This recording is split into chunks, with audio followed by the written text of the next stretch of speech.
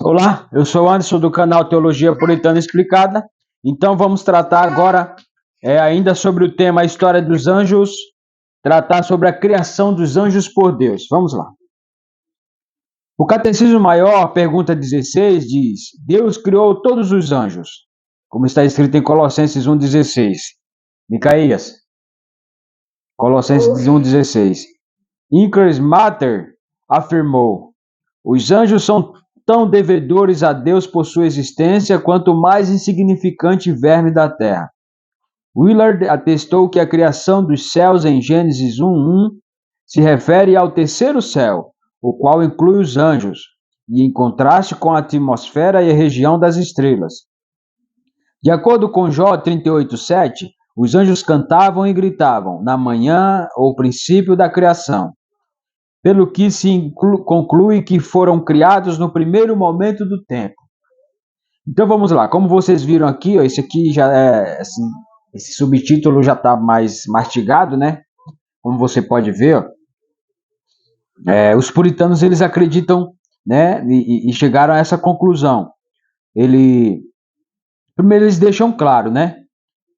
Mater deixa claro que do mesma forma que os homens ou qualquer outro verme que foi criado, algo que aparentemente não tem tanta utilidade, né, ou não tem utilidade, né?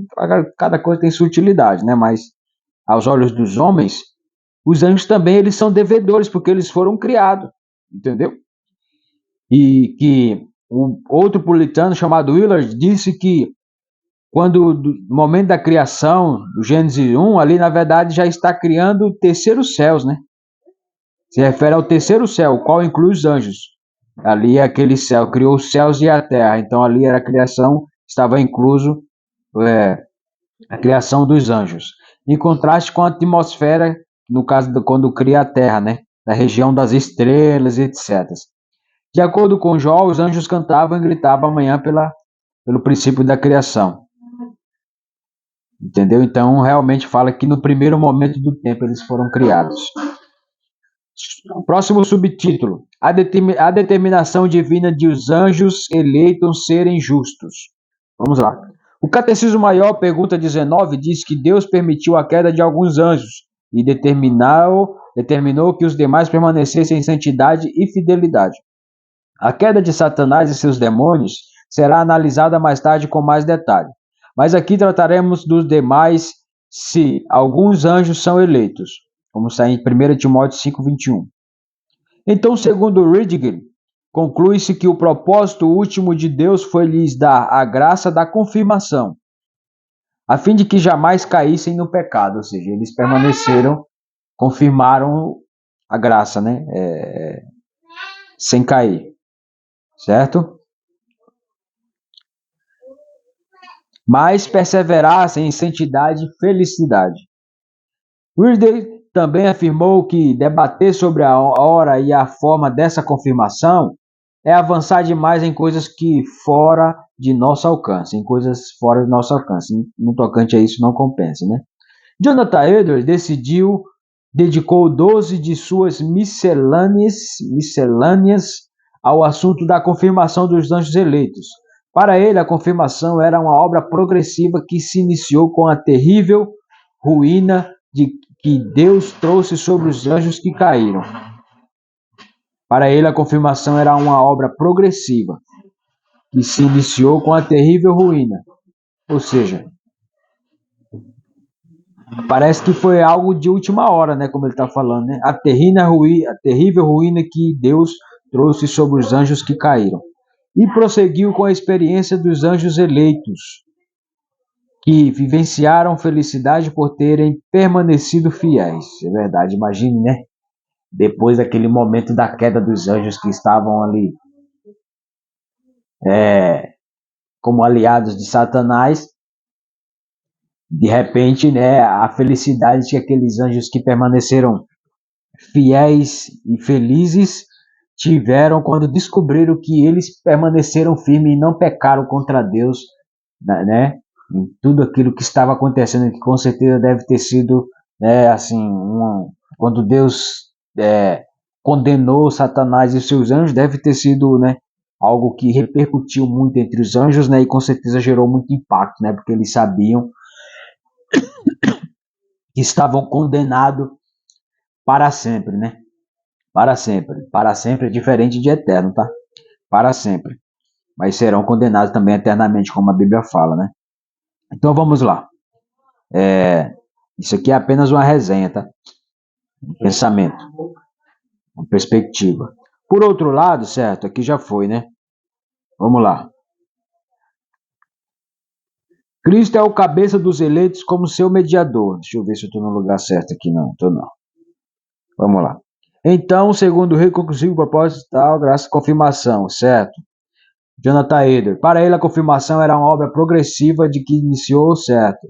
Com isso, terminou o tempo probatório dos anjos. Ele falou aqui, ó. Que viu, ó.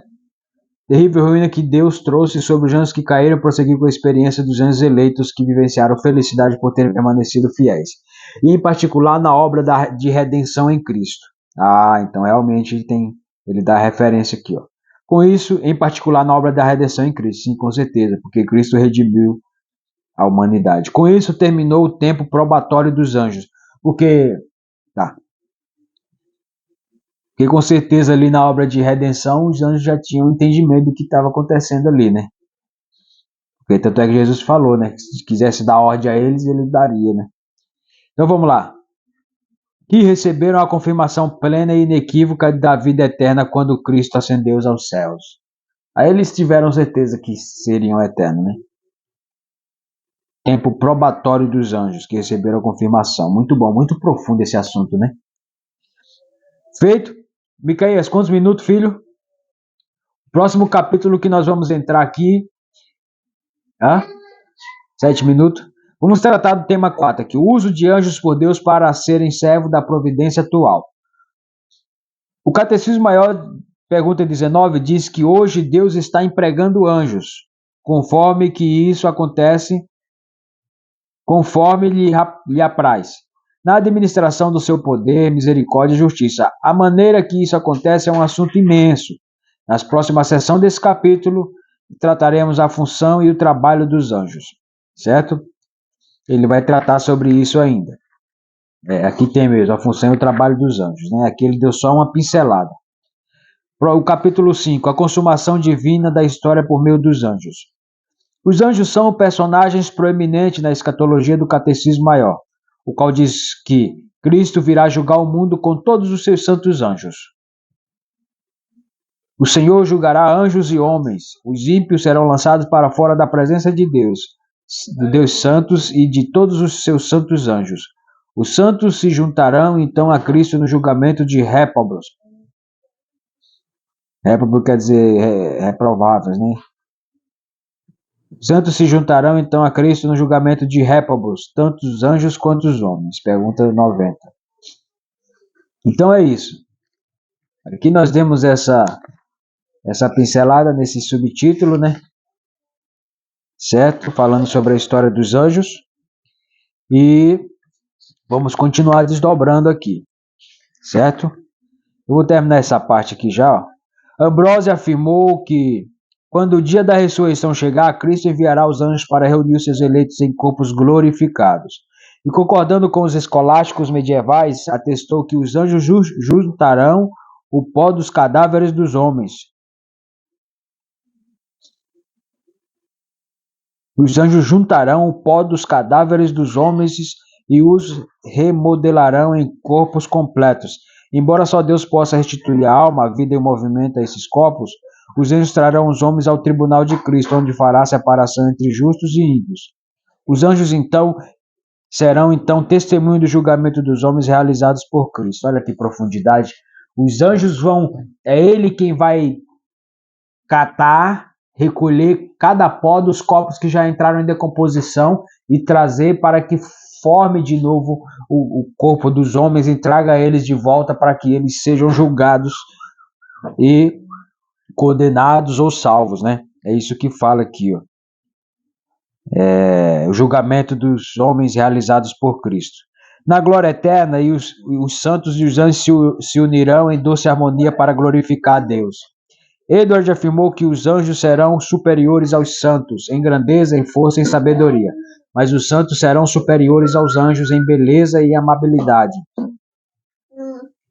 em serem amados por Deus e estarem unidos mais de perto com Ele. Os anjos serão como os nobres, os poderosos e os grandes ministros da corte de um rei, ao passo que os crentes serão como os filhos do rei. Eita glória! Próximo assunto, então, a função e o trabalho atual dos anjos. Deixa seu like nesse vídeo. Isso aqui é Teologia Puritana Explicada.